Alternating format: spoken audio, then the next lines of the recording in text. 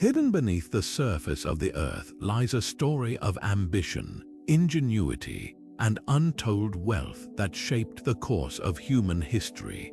Long before modern technology, ancient civilizations embarked on daring quests to extract precious metals and minerals from the depths of the earth. From the gold-rich sands of Nubia to the silver-laden mountains of Lorien, these early societies transformed raw resources into empires, art, and legends. But how did they do it? What drove them to risk their lives in the pursuit of treasures hidden deep within the earth? And what can their methods teach us about the enduring human desire for wealth and power? Today, we'll journey back in time to explore the mysteries of ancient mining, uncovering the secrets of how early societies unlocked the earth's riches and how their efforts continue to influence us today. This is a story of innovation, determination, and the unyielding quest for the extraordinary. Let's dig in. Long before the rise of towering skyscrapers or sprawling cities, our ancestors looked to the earth for survival and advancement. The story of mining begins not with pickaxes or dynamite, but with the simplest of tools, a sharpened stone or a sturdy stick.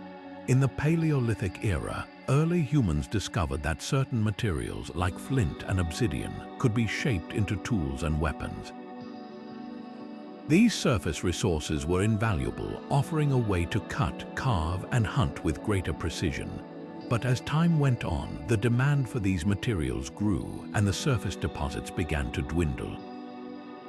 This scarcity sparked a bold idea. What if they dug deeper? The shift from surface collection to underground mining didn't happen overnight.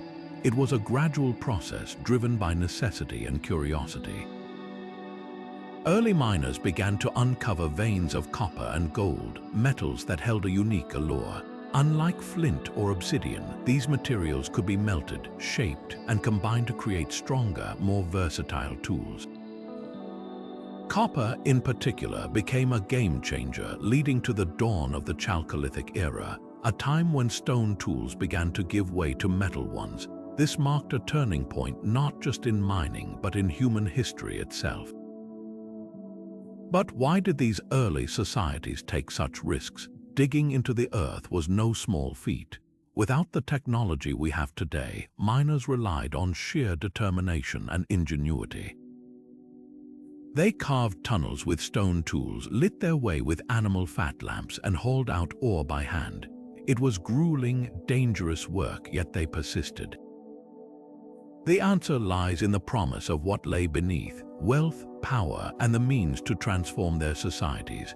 Metals like copper and gold became symbols of status and strength, fueling trade networks that stretched across continents. In a world where resources were the key to survival, mining became more than a necessity. It became a pathway to prosperity. This relentless pursuit of resources didn't just shape individual communities, it laid the foundation for the rise of civilizations. From the copper mines of ancient Mesopotamia to the gold-rich valleys of Egypt, mining became a cornerstone of human progress. It wasn't just about survival anymore, it was about ambition, innovation, and the unyielding drive to uncover the Earth's hidden treasures.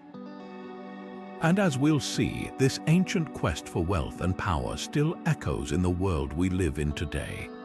Nestled along the banks of the Nile, in what is now modern-day Sudan, lies the ancient land of Nubia, a place so rich in gold that it earned the nickname, the Land of Gold, from its Egyptian neighbors. For centuries, Nubia's mines produced a staggering amount of this precious metal, fueling the wealth and power of empires. But here's the fascinating part. The Nubians achieved this without the advanced tools or technology we rely on today. Their methods were as ingenious as they were daring, revealing a deep understanding of the earth and its hidden treasures. One of their most remarkable techniques was fire setting, a process as brilliant as it was labor-intensive. Miners would light fires directly against the rock face, heating it to extreme temperatures. Once the stone was hot enough, they doused it with water, causing the rock to crack and shatter. This clever use of thermal shock made it easier to extract gold-bearing ore, even from the toughest rock formations. But fire setting was only part of the story. The Nubians also possessed an intimate knowledge of geology, allowing them to identify the most promising veins and deposits.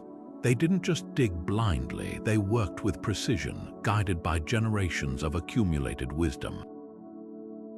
The scale of their operations was staggering. Some mines stretched deep into the earth with tunnels carved by hand and supported by wooden beams. Miners worked in cramped, dark conditions, often risking their lives to bring gold to the surface. And yet, they persisted, driven by the promise of wealth and the demands of powerful rulers. The gold they extracted wasn't just a commodity, it was a symbol of divine favor, a material so revered that it adorned the tombs of pharaohs and the statues of gods. Nubian gold didn't just enrich the Egyptian empire, it shaped the spiritual and cultural identity of an entire civilization. But the mysteries of Nubia's mines go beyond their methods. Archaeologists have uncovered evidence of complex labor systems, suggesting that mining was a highly organized endeavor.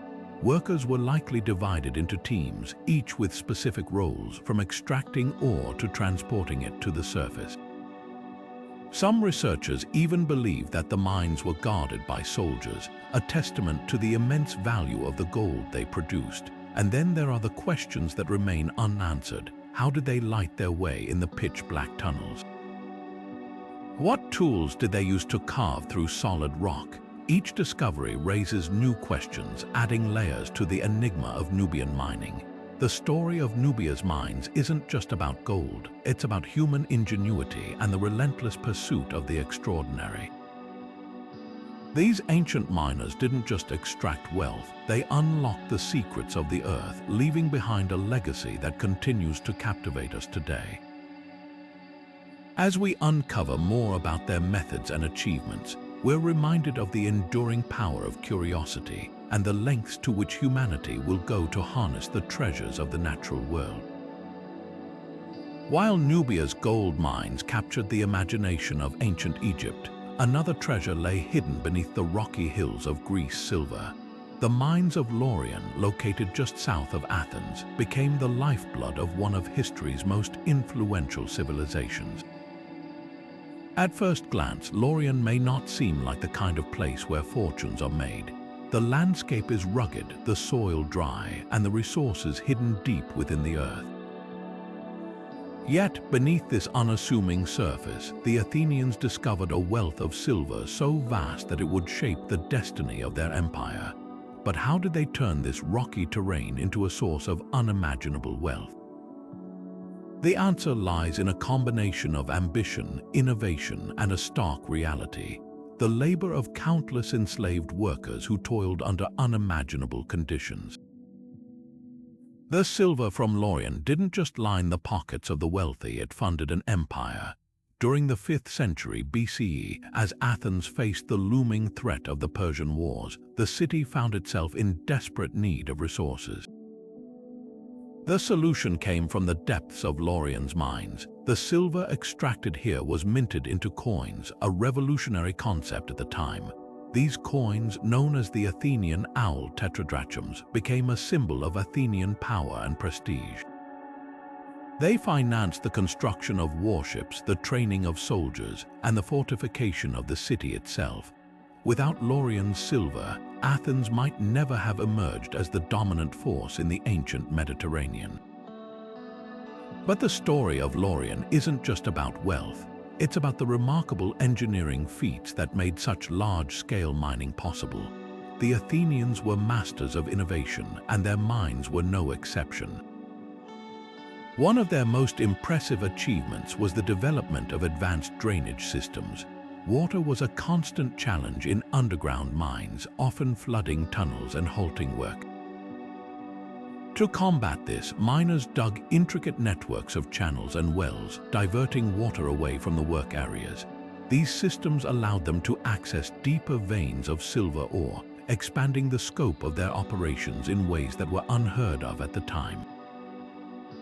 Ventilation was another critical challenge. Deep underground, the air could become stale and toxic, posing a serious risk to workers. The Athenians addressed this by constructing ventilation shafts, carefully designed to funnel fresh air into the tunnels. These shafts weren't just functional, they were a testament to the ingenuity of ancient engineers who understood the importance of creating a safe and efficient working environment.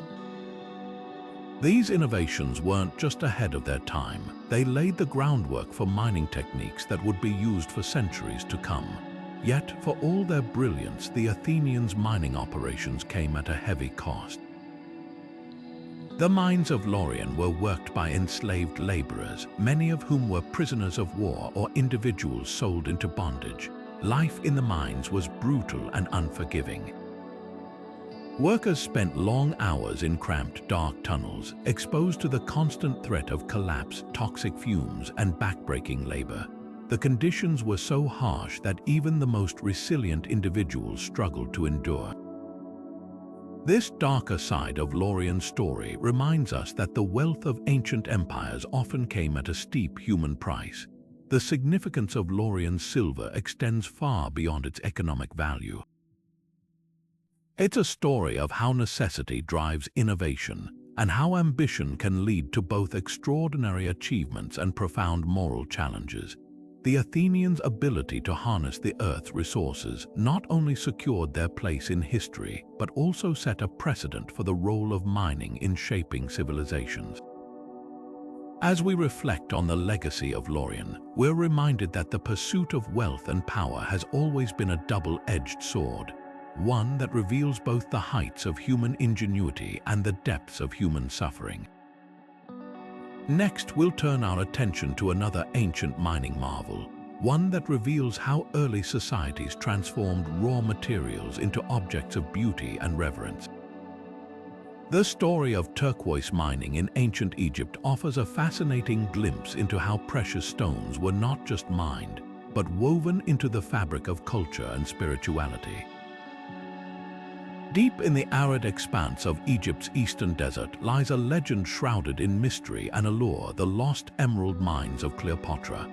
For centuries, tales of these mines have captivated historians and treasure hunters alike, painting a picture of wealth so immense that it became a cornerstone of one of history's most iconic rulers. But what made these emeralds so extraordinary, and how did they play a role in Cleopatra's quest for power and prestige? The answers lie not just in the stones themselves, but in the ingenuity and secrecy surrounding their extraction. Emeralds were more than just gemstones in ancient Egypt. They were symbols of life, fertility, and divine favor. The vibrant green hue of these precious stones was believed to represent the eternal cycle of nature, making them deeply significant in both religious and cultural context. Cleopatra, a ruler known for her intelligence and ambition, understood the power of symbolism. By controlling the emerald mines, she not only secured a source of immense wealth, but also reinforced her connection to the gods and her image as a living embodiment of prosperity. These gems adorned her jewelry, her palaces, and even her diplomatic gifts, serving as tangible proof of her kingdom's might and her own divine right to rule. But the story of Cleopatra's emerald mines is as much about secrecy as it is about splendor. The mines were not just hidden, they were strategically concealed, their locations known only to a select few. This level of protection wasn't just about guarding wealth, it was about maintaining control. The eastern desert, with its harsh terrain and unforgiving climate, was the perfect natural fortress. Tunnels and shafts were carved into the rock with precision, designed to blend seamlessly into the landscape. Some researchers believe that the mines were even booby-trapped or guarded by loyal soldiers, ensuring that their treasures remained out of reach for anyone who wasn't meant to find them. Recent archaeological discoveries have begun to shed light on the scale and sophistication of these mining operations. Advanced tools and techniques were used to extract the emeralds, including chisels, hammers, and even early forms of drilling equipment. Miners worked in grueling conditions, often in extreme heat and with limited resources, yet they managed to produce stones of unparalleled quality. The emeralds from Cleopatra's mines were renowned for their deep, vivid color, a result of the unique geological conditions in the region. These gems weren't just prized for their beauty, they were a testament to the skill and determination of the people who mined them. The legacy of Cleopatra's emerald mines extends far beyond their physical treasures. They represent a fascinating intersection of power, artistry, and human ingenuity. The stones themselves became a form of currency, used to forge alliances and secure loyalty. But perhaps more importantly, they tell the story of a ruler who understood the value of perception. Cleopatra didn't just want wealth, she wanted to be remembered as a figure of unparalleled grandeur. By controlling the source of these exquisite gems, she ensured that her name would be synonymous with beauty, power, and mystery for generations to come. Yet, even as we uncover more about these legendary mines, questions remain.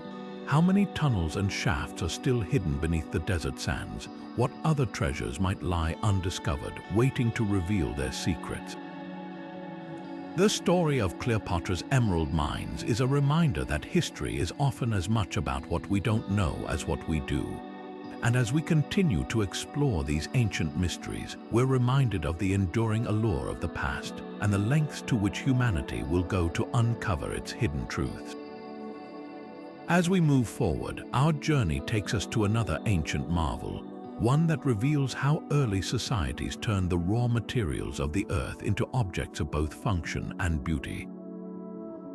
The story of Lapis Lazuli mining in Afghanistan offers a glimpse into how this deep blue stone became a symbol of power and spirituality across the ancient world.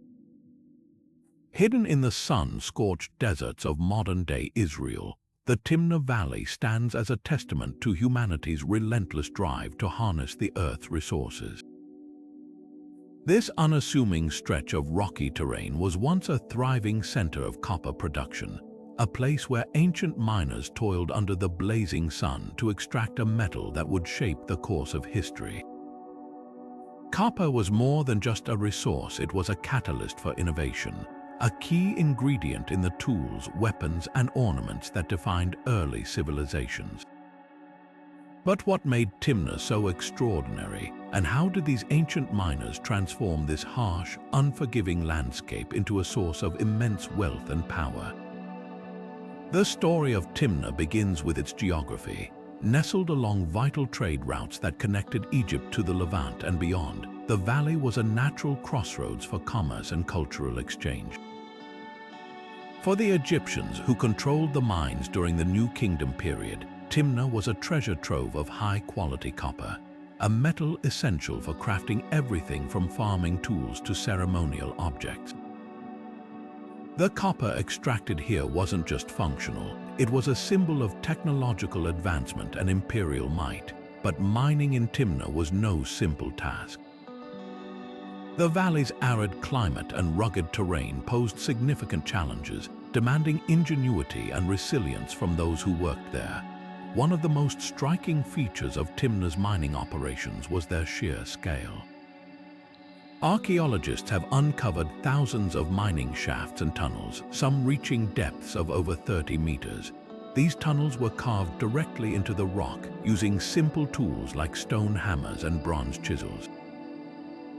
Miners worked in sweltering heat, often in cramped and dangerous conditions, yet they managed to extract vast quantities of ore.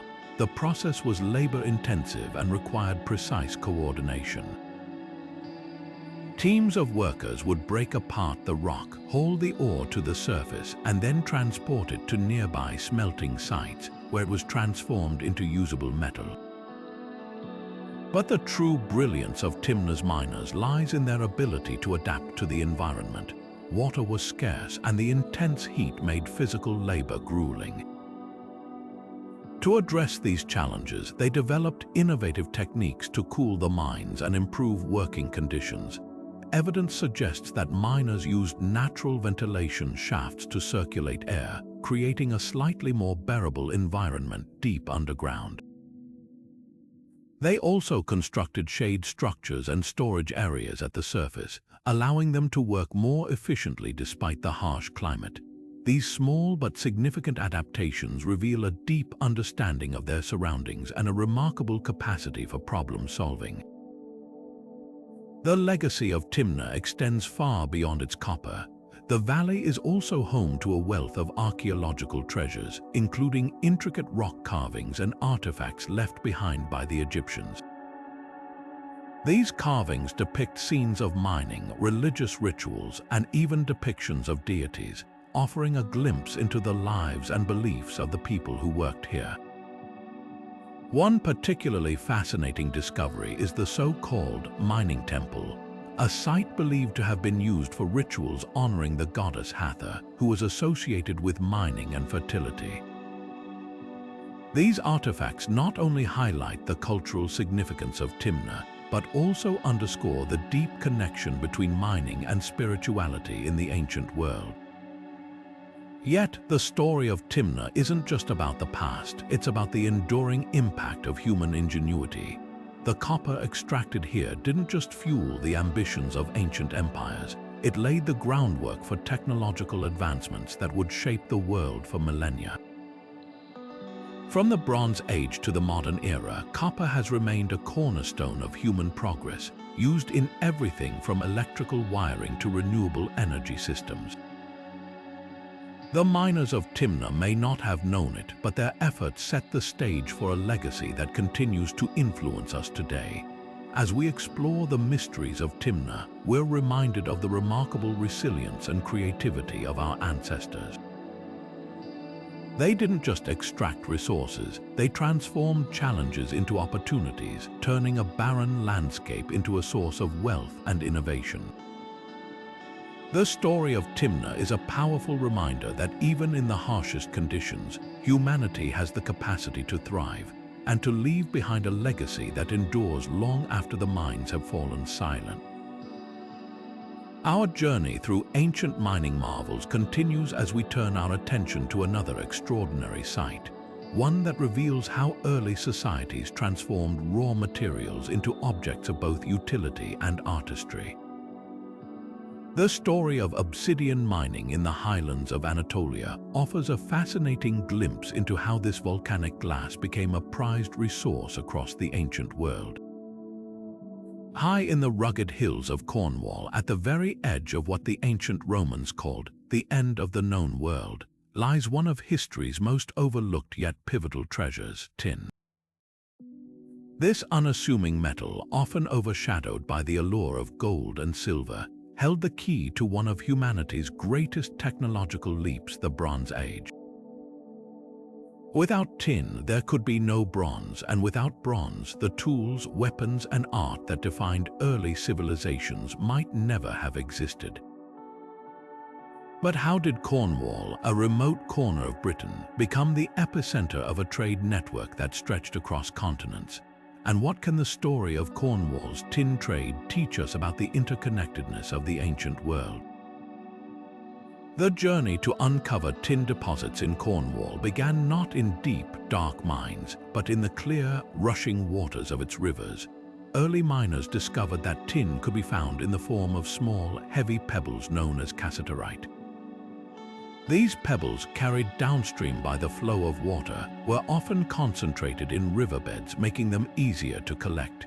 Miners would use simple wooden pans to sift through the gravel, a method known as panning.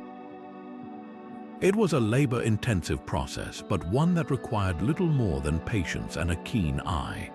Over time, as surface deposits became exhausted, miners began digging shallow pits along riverbanks, gradually expanding their search for this precious resource. But Cornwall's tin trade was about more than just mining. It was about connection. The tin extracted here didn't stay in Britain. It traveled far and wide, traded along networks that linked Cornwall to civilizations across Europe and the Mediterranean. For the ancient Phoenicians, renowned as master traders, Cornwall's tin was a prized commodity. They braved the treacherous waters of the Atlantic to reach the British Isles, exchanging goods like wine, olive oil, and glass for the raw tin that would be alloyed with copper to create bronze. This trade wasn't just a transaction, it was a bridge between cultures, fostering exchanges of ideas, technologies, and even languages. The impact of Cornwall's tin trade extended far beyond its economic value. Bronze, the alloy made possible by tin, revolutionized societies. It allowed for stronger tools, more effective weapons, and intricate works of art. From the swords of Mycenaean warriors to the ceremonial vessels of Egyptian pharaohs, bronze became a symbol of power and progress. And at the heart of this transformation was Cornwall, a region that might have seemed insignificant on a map but played a role far greater than its size suggested. Yet the story of Cornwall's tin trade is also one of mystery. How did early miners locate the richest tin deposits? Some researchers believe they relied on natural indicators, such as the presence of certain plants or the color of the soil.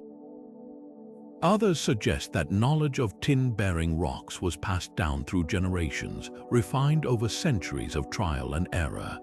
What's clear is that these ancient miners possessed a deep understanding of their environment, one that allowed them to extract wealth from the earth with remarkable precision. The legacy of Cornwall's tin trade is a testament to the power of resourcefulness and connection. It reminds us that even the most remote places can become hubs of innovation and exchange, shaping the course of history in ways we might not expect. As we reflect on the story of Cornwall, we're reminded that the ancient world was far more interconnected than we often imagine, and that the pursuit of a single resource can forge bonds that transcend time and distance. As we continue our exploration of ancient mining mysteries, we'll turn our attention to another remarkable story, one that reveals how early societies transformed the raw materials of the earth into objects of both function and beauty. The tale of salt mining in the Austrian Alps offers a fascinating glimpse into how this humble mineral became a cornerstone of trade, culture, and survival. Tucked away in the Austrian Alps, the small village of Hallstatt hides a treasure that once rivaled gold in value: salt. Known as white gold, this humble mineral was a cornerstone of ancient life, essential for preserving food, seasoning meals, and even conducting sacred rituals.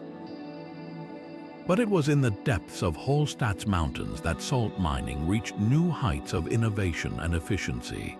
The Celts who worked these mines didn't just extract salt, they transformed it into a symbol of prosperity and ingenuity. Their methods were so advanced that Hallstatt became one of the most significant mining sites in Europe, leaving behind a legacy that continues to fascinate archaeologists and historians alike. The Celts' approach to salt mining was nothing short of revolutionary. Unlike surface mining, which relied on collecting salt from dried-up lakes or salt flats, the miners of Hallstatt dug deep into the earth, carving intricate networks of tunnels and shafts. These underground labyrinths were feats of engineering, supported by wooden beams and reinforced with stone. But what truly set Hallstatt apart was the miners' ability to extract salt from solid rock. Using bronze tools and fire-setting techniques, they broke apart the rock face, then dissolved the salt in water to create a brine solution. This brine was then boiled in large ceramic pots, leaving behind pure salt crystals. It was a complex, labor-intensive process, but one that yielded a product of unparalleled quality. Salt from Hallstatt didn't just sustain communities, it connected them. The mines were part of a vast trade network that stretched across Europe, with salt being transported along rivers and overland routes to distant markets. It was a highly sought-after commodity, often used as a form of currency or exchanged for other valuable goods. The wealth generated by the salt trade helped Hallstatt flourish, transforming it into a thriving hub of culture and commerce. But the significance of salt went beyond economics. In the ancient world, it was also a symbol of purity and power, used in religious ceremonies and as an offering to the gods. The Celts believed that salt had protective qualities, and it was often buried with the dead to ensure safe passage to the afterlife. One of the most remarkable discoveries from Hallstatt's mines is the collection of well-preserved bodies found in the tunnels.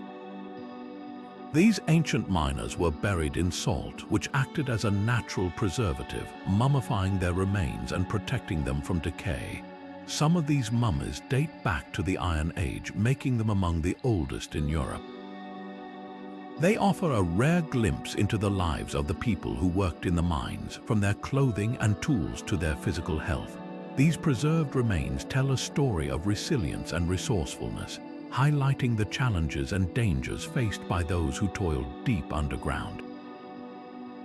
The legacy of Hallstatt's salt mines extends far beyond their historical significance. They represent a turning point in the way societies valued and utilized natural resources. The Celts' innovative techniques laid the groundwork for modern mining practices, demonstrating the importance of adaptability and problem-solving. But perhaps more importantly, they remind us of the profound impact that a single resource can have on human history. Salt wasn't just a mineral, it was a catalyst for cultural exchange, technological advancement, and the rise of civilizations. As we uncover the secrets of Hallstatt's mines, we're reminded of the interconnectedness of the ancient world. The salt extracted here didn't just enrich the Celts, it shaped the lives of countless people across Europe, influencing everything from diet to spirituality. The story of Hallstatt is a testament to the enduring power of human ingenuity, and a reminder that even the most ordinary substances can hold extraordinary value. Our exploration of ancient mining marvels continues as we turn to another remarkable site, where early societies transformed the raw materials of the earth into objects of both function and beauty. The tale of amber mining along the Baltic coast reveals how this golden resin became a prized treasure, connecting distant cultures and inspiring legends. In the rugged Ural Mountains of Russia, where the landscape stretches vast and untamed, lies a hidden chapter of ancient ingenuity, the iron mines of Bogoslavsk. For centuries, these mines were the beating heart of a resource that would forever alter the course of human history, iron. This unassuming metal, stronger and more durable than its predecessors, became the backbone of civilizations, shaping everything from agriculture to warfare. But the story of Bogoslavsk's iron isn't just about the metal itself. It's about the people who mastered its extraction and the innovations that made it possible. At the center of this tale are the Scythians, a fierce and enigmatic warrior culture whose reliance on iron helped them carve out a place in history. The Scythians were no strangers to the art of war. Known for their skill in battle and their nomadic lifestyle, they roamed the steppes of Eurasia, leaving a trail of legends in their wake. But what truly set them apart was their mastery of iron. Unlike bronze, which required the alloying of copper and tin, iron was more abundant and could be forged into sharper, stronger weapons. For the Scythians, this meant a decisive edge in combat. Swords, spearheads, and arrowheads made of iron became their tools of conquest, enabling them to dominate the region and build a reputation as fearsome warriors.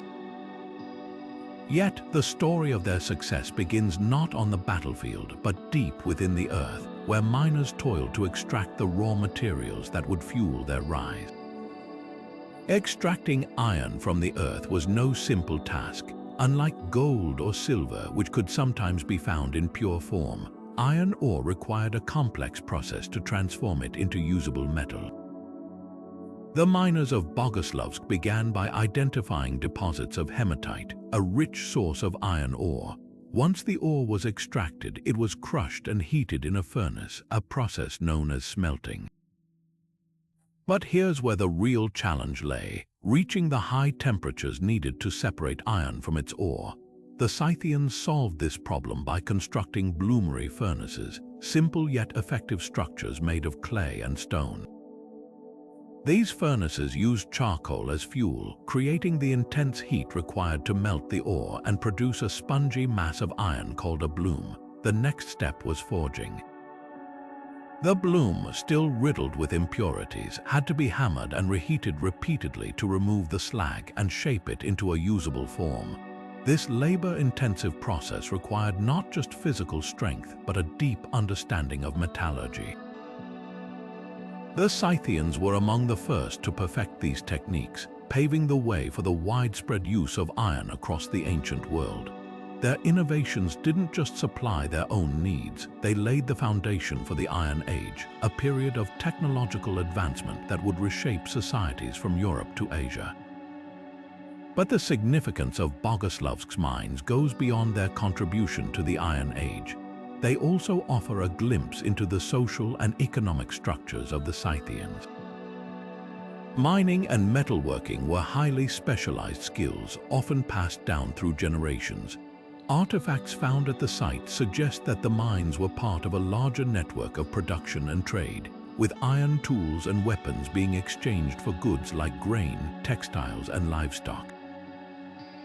This trade not only sustained the Scythian way of life, but also connected them to distant cultures, fostering a vibrant exchange of ideas and technologies. The legacy of Boguslavsk's iron mines is a testament to the transformative power of innovation. The Scythians didn't just extract a metal, they unlocked the potential of a resource that would shape the future of humanity. Their mastery of iron set the stage for the rise of powerful empires and the technological advancements that followed. As we uncover the secrets of these ancient mines, we're reminded of the profound impact that a single resource can have on the course of history, and the ingenuity of those who first harnessed its potential.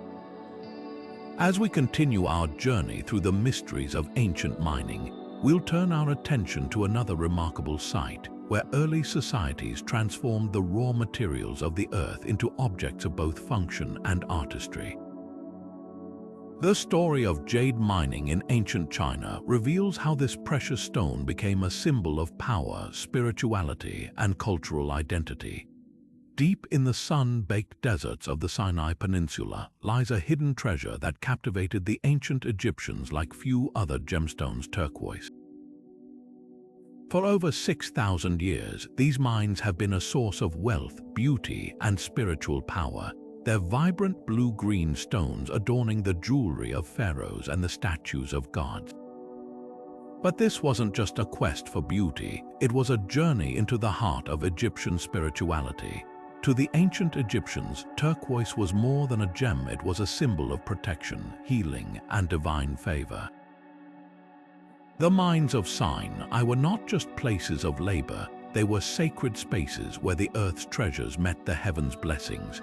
The allure of turquoise began with its color, a mesmerizing blend of blue and green that mirrored the hues of the Nile and the sky. Egyptians associated this color with life, fertility, and rebirth, making turquoise a powerful talisman in both life and death. It was often used in amulets and burial ornaments, believed to safeguard the soul on its journey to the afterlife. But the significance of turquoise went even deeper. The goddess Hathor, revered as the patron of mining and fertility, was often called the Lady of Turquoise.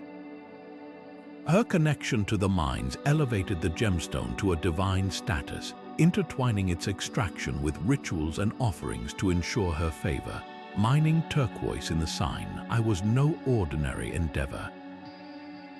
The mines, located in the rugged Wadi Magher and Serabit El Qadim regions, were remote and inhospitable. Miners faced scorching heat, treacherous cliffs, and the constant threat of rockfalls. Yet they ventured into these harsh landscapes, driven by the promise of the precious stones hidden within. The process of extracting turquoise was painstaking. Miners used bronze tools and fire-setting techniques to break through the rock, carefully chiseling out the veins of gemstone. Each piece of turquoise was a hard-won prize, shaped by both human effort and the unforgiving environment. But the mines of Sinai were more than just industrial sites. They were places of profound spiritual importance. Temples dedicated to Hathor were built near the mines, serving as both places of worship and centers of administration. These temples were adorned with inscriptions and stelae, recording the triumphs and tribulations of mining expeditions. One of the most fascinating discoveries is the so-called Turquoise Chapel, a small sanctuary where offerings were made to Hathor in gratitude for her protection and the bounty of the mines. These rituals weren't just symbolic, they were seen as essential to the success of the mining operations, a way to ensure the goddess's continued favor. The impact of Sinai's turquoise mines extended far beyond their spiritual significance. The gemstones became a valuable commodity, traded across Egypt and beyond. They adorn the crowns, necklaces, and bracelets of royalty, symbolizing power and prestige. But turquoise wasn't just for the elite. It was also used in everyday objects, from amulets worn by commoners to inlays in furniture and pottery. This widespread use reflects the deep cultural resonance of turquoise, a stone that bridged the gap between the divine and the mundane. Yet, the story of Sinai's turquoise mines is not without its mysteries. Archaeologists are still uncovering clues about the lives of the miners who worked here. How did they cope with the harsh conditions? What tools and techniques did they use to extract the gemstones? And how did their work shape the broader cultural and economic landscape of ancient Egypt? Each discovery adds a new layer to our understanding of these ancient mines, revealing a complex interplay of labor, faith, and artistry. The legacy of Sinai's turquoise mines is a testament to the enduring power of human ingenuity and belief. These mines weren't just sources of wealth, they were places where the physical and spiritual worlds converged, where the treasures of the earth were transformed into symbols of divine protection and eternal life. As we explore their story, we're reminded of the profound ways in which ancient societies connected with the natural world, and how their quest for beauty and meaning continues to inspire us today. Our journey through ancient mining marvels now takes us to another extraordinary site, where early societies transformed the raw materials of the earth into objects of both utility and artistry. The story of amber mining along the Baltic coast reveals how this golden resin became a prized treasure, connecting distant cultures and inspiring legends. The Baltic Sea, with its cold, windswept shores, holds a treasure that has fascinated humanity for millennia. Amber, known as the gold of the north, this golden resin, formed over millions of years from ancient tree sap, became one of the most coveted materials of the ancient world. But amber wasn't just a beautiful gemstone. It was a symbol of connection, bridging distant cultures and fueling a trade network that stretched from the frigid Baltic coast to the sun-drenched Mediterranean.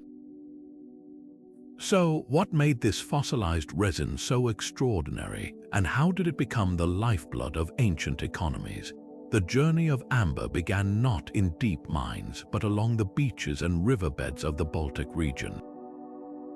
Ancient collectors would wade into the water or comb the shorelines, searching for chunks of amber washed up by the tides.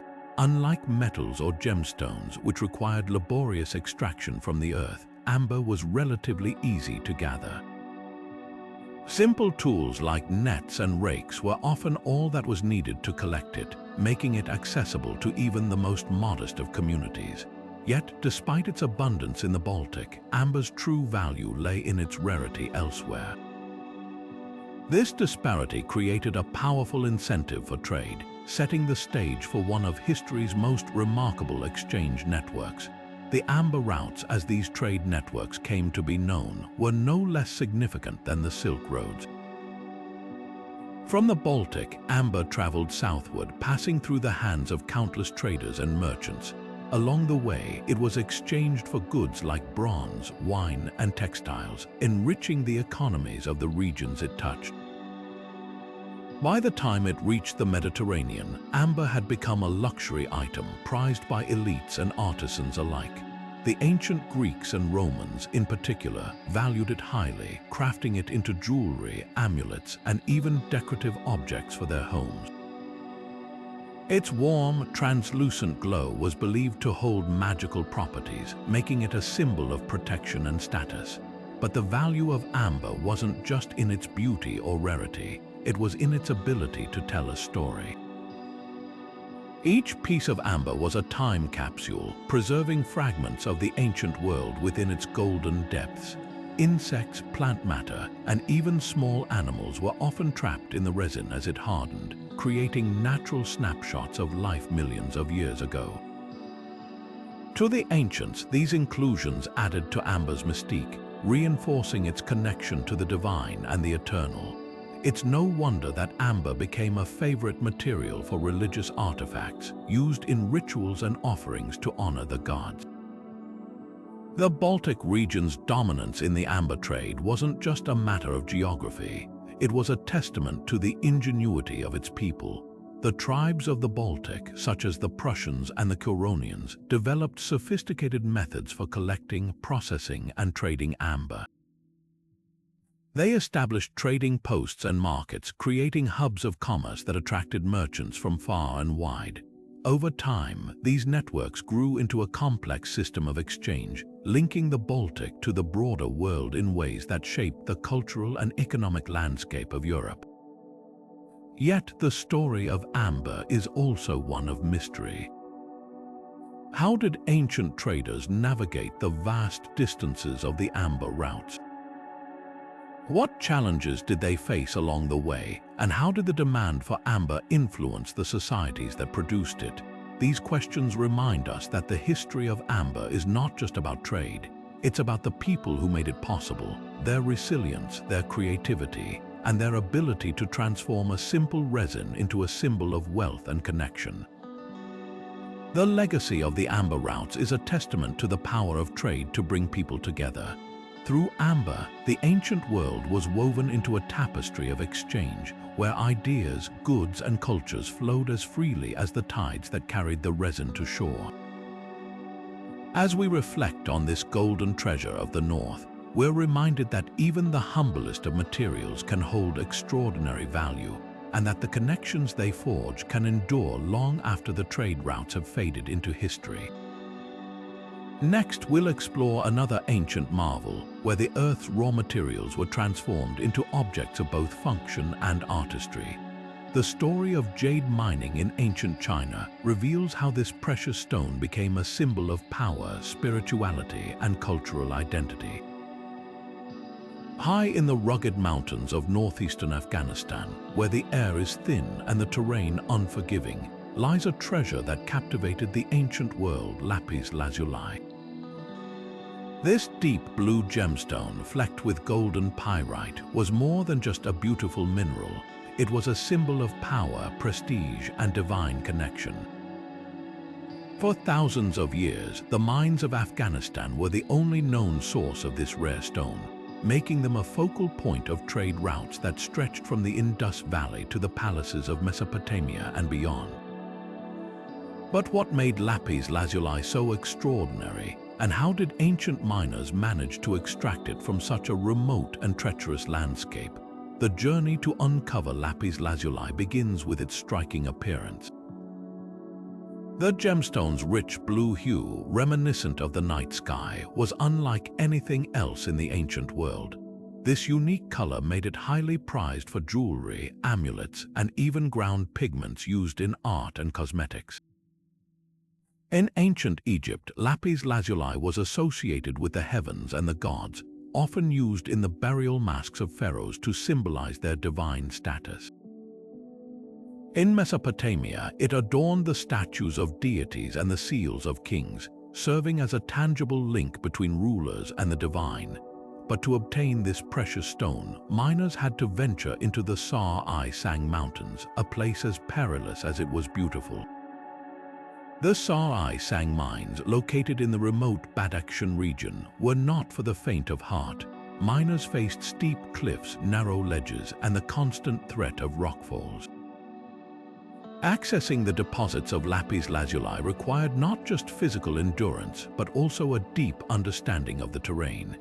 Ancient miners carved narrow tunnels into the mountainside, often using nothing more than stone tools and fire-setting techniques to break apart the rock. Once the lapis lazuli was extracted, it had to be transported down treacherous mountain paths, a task that demanded both skill and bravery. The risks were immense, but the rewards, wealth, status, and a connection to the divine were worth it. The significance of lapis lazuli extended far beyond its beauty. It was a cornerstone of ancient trade networks, connecting distant cultures through the exchange of goods and ideas. From Afghanistan, lapis lazuli traveled along the Silk Road and other trade routes, reaching as far as the Mediterranean and the Indus Valley. In Mesopotamia, it was used to craft intricate cylinder seals, which were not just decorative but also served as official stamps for documents and trade agreements. In Egypt, it was ground into powder to create the vivid blue pigment used in tomb paintings and cosmetics. This widespread use made lapis lazuli a symbol of cultural exchange, a gemstone that transcended borders and brought people together. But the story of lapis lazuli isn't just about trade, it's about the people who mined it. The ancient miners of Sang were more than laborers, they were skilled craftsmen who understood the value of their work. They knew that every piece of lapis lazuli they extracted would become part of something greater, whether a royal necklace, a sacred artifact, or a diplomatic gift. Their efforts were not just about survival, they were about contributing to a legacy that would endure for millennia. Even today, the mines of Sang continue to produce lapis lazuli, a testament to the enduring allure of this remarkable stone. As we uncover the secrets of Afghanistan's lapis lazuli mines, we're reminded of the profound ways in which ancient societies connected with the natural world. These miners didn't just extract a gemstone, they unlocked a resource that shaped art, religion, and diplomacy across continents.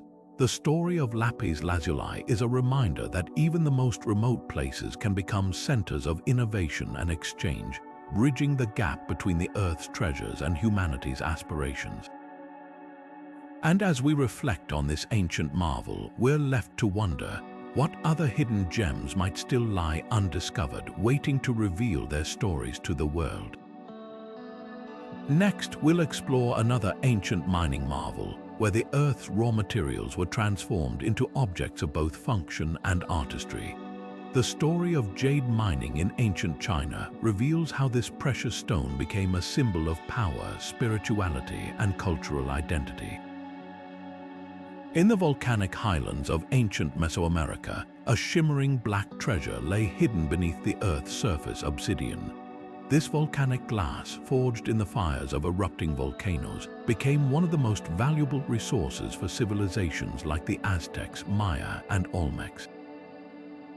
Sharp as a razor and as dark as night, obsidian was more than just a material. It was a cornerstone of daily life, warfare, and spirituality. From the humble farmer's tool to the warrior's blade and the priest's ceremonial knife, obsidian shaped the very fabric of Mesoamerican society. But what made this fragile, glass-like material so indispensable? And how did ancient miners and craftsmen master its extraction and use, turning it into a resource that connected distant cultures and fueled empires? The story of obsidian begins with its unique properties. Unlike metals, which require smelting and forging, obsidian could be fractured into incredibly sharp edges with just the right amount of force. This made it ideal for crafting tools and weapons that were both efficient and precise. But working with obsidian wasn't as simple as picking up a piece and chipping away. The process required an intimate knowledge of the material, where to strike, how much pressure to apply, and how to shape it without shattering it completely. Ancient Mesoamerican craftsmen, known as flint knappers, were masters of this art. They could transform a rough chunk of obsidian into a finely honed blade, a delicate arrowhead, or even a ceremonial mirror with astonishing skill. The extraction of obsidian was equally remarkable. Miners sought out deposits near volcanic regions, often climbing steep slopes to reach the richest veins. Using stone hammers and antler picks, they carefully excavated the glassy rock, avoiding the pitfalls of working with such a brittle material. One of the most famous sources of obsidian was the site of Pachuca in modern-day Mexico, known for its distinctive green-tinged obsidian. This high-quality material was so prized that it traveled hundreds of miles, traded along networks that linked the highlands to the lowlands, the coasts to the interior. The trade of obsidian wasn't just about economics, it was a catalyst for cultural exchange. As the material moved from one region to another, so too did ideas, technologies, and artistic styles. The Maya, for instance, used obsidian to create intricate mosaic masks, while the Aztecs crafted sacrificial knives for their religious ceremonies. Each culture imbued obsidian with its own significance, yet the material itself served as a common thread, weaving together the diverse tapestry of Mesoamerican civilization. This interconnectedness is a testament to the power of trade to bridge distances and foster mutual understanding, even among societies with vastly different traditions. But the story of obsidian goes beyond its practical uses. In the spiritual realm, it held a profound significance. The Aztecs believed that obsidian, with its dark, reflective surface, was a gateway to the divine. They used it to create Tezcatlipoca, or mirrors of the gods, which were thought to reveal hidden truths and connect the physical world to the spiritual one. Similarly, the Maya associated obsidian with the underworld, using it in rituals to honor their deities and ancestors.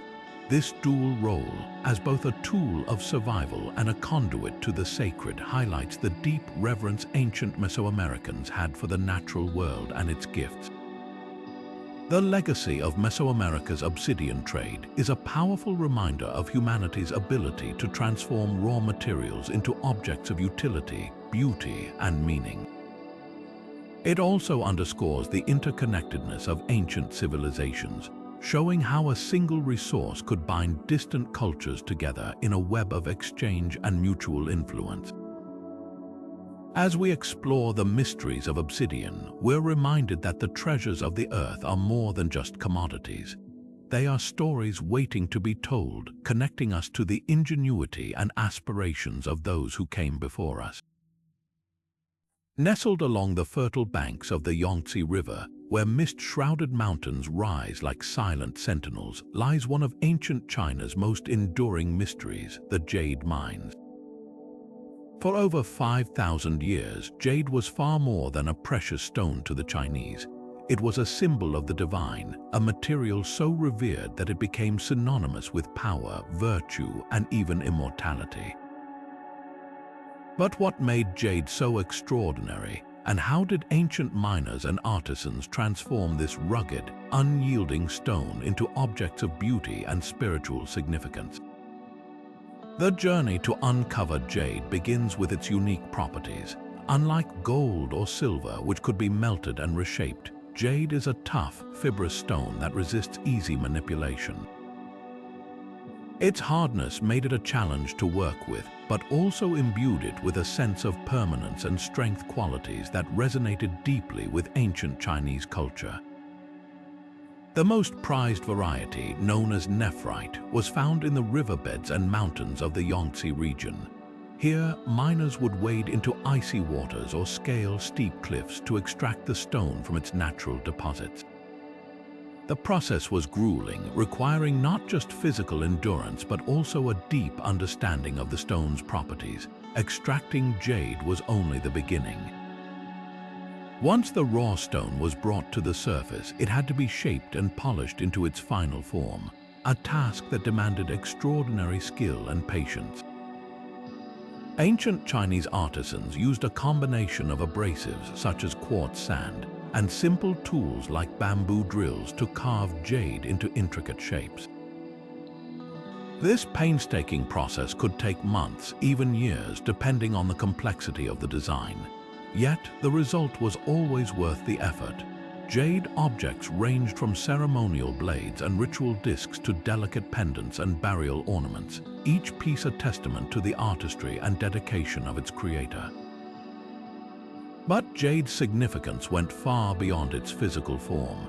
In ancient Chinese culture, it was believed to possess spiritual qualities, acting as a bridge between the earthly and the divine.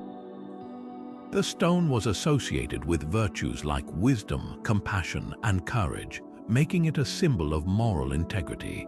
Emperors and nobles adorned themselves with jade to signify their virtuous rule, while everyday people wore it as a talisman for protection and good fortune. Jade was also deeply tied to the concept of immortality. The Chinese believed that the stone could preserve the body and soul after death, which is why jade burial suits, intricate garments made entirely of jade tiles, were created for royalty.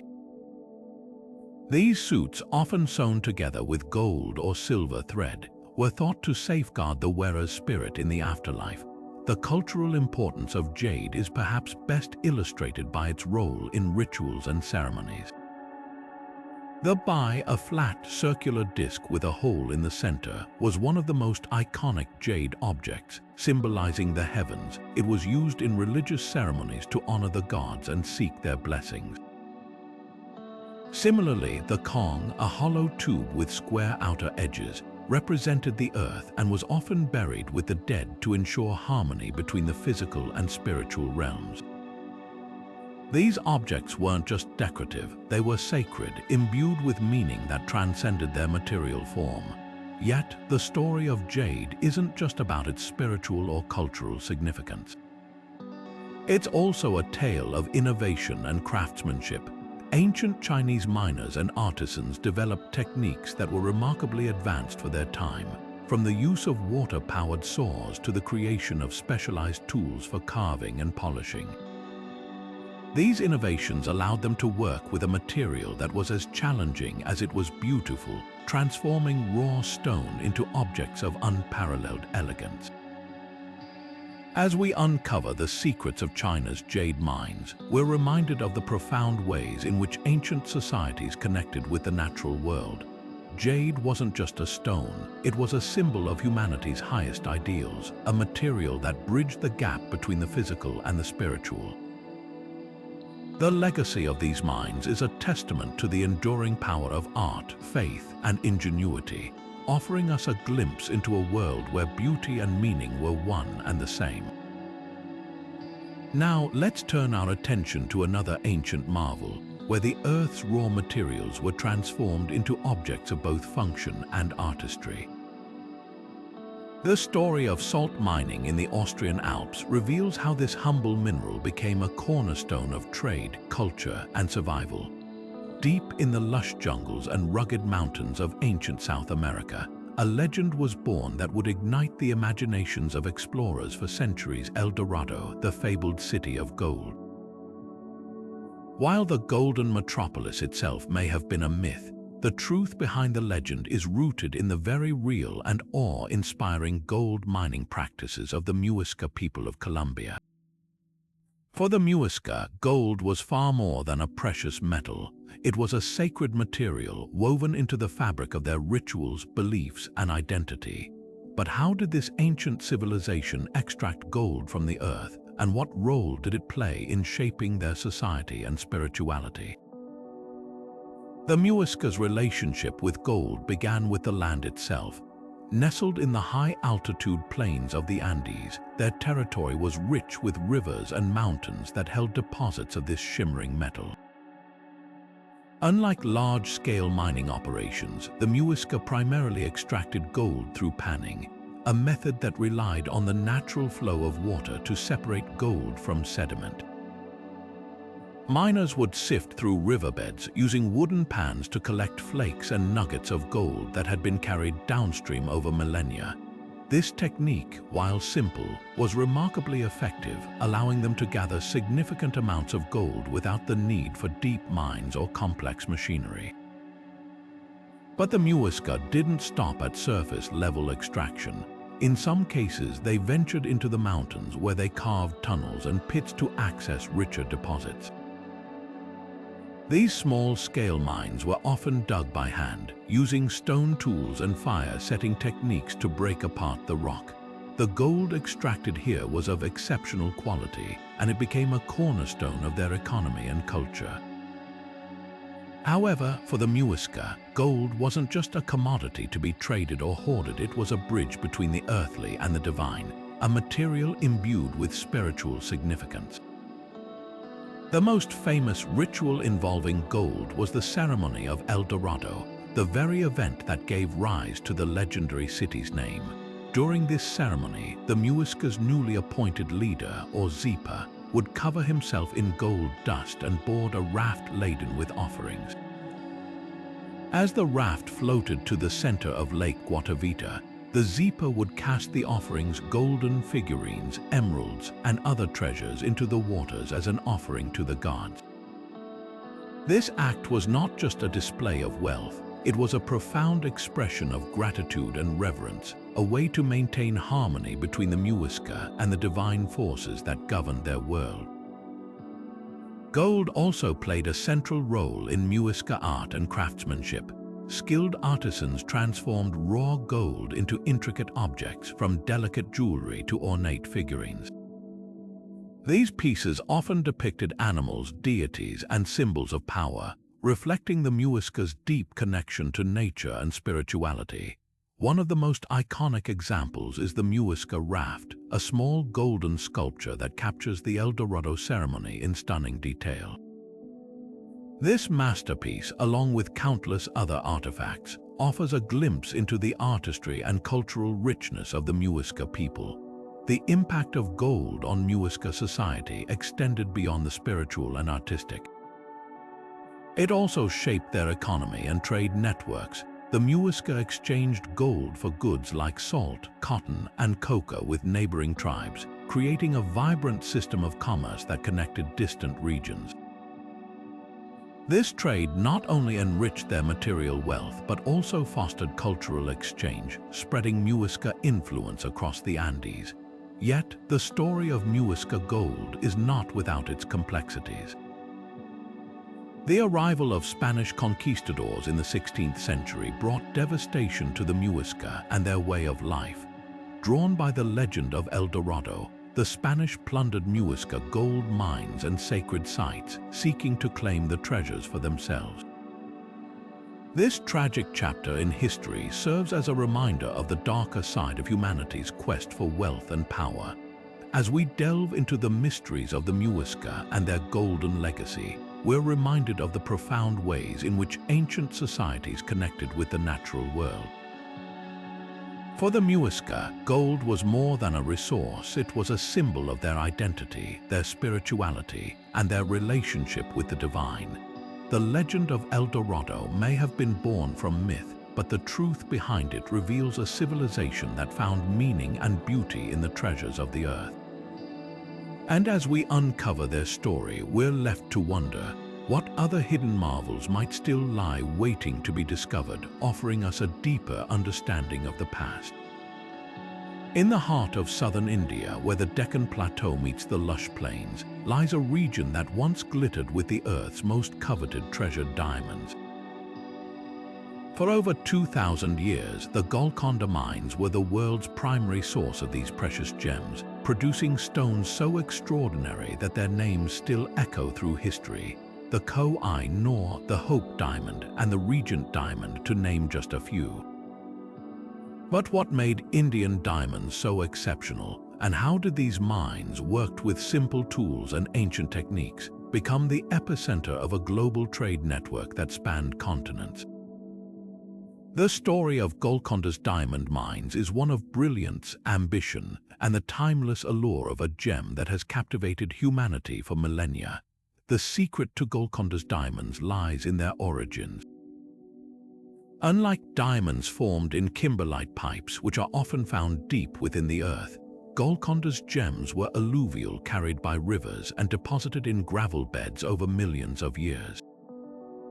This natural sorting process meant that the diamonds found here were of exceptional quality, with fewer impurities and a clarity that was unmatched. Miners would sift through riverbeds and dig shallow pits, using simple tools like wooden pans and woven baskets to separate the diamonds from the surrounding sediment. It was a labor-intensive process, but one that yielded stones of unparalleled beauty. Yet, the true value of Golconda's diamonds wasn't just in their physical properties, it was in their cultural and symbolic significance.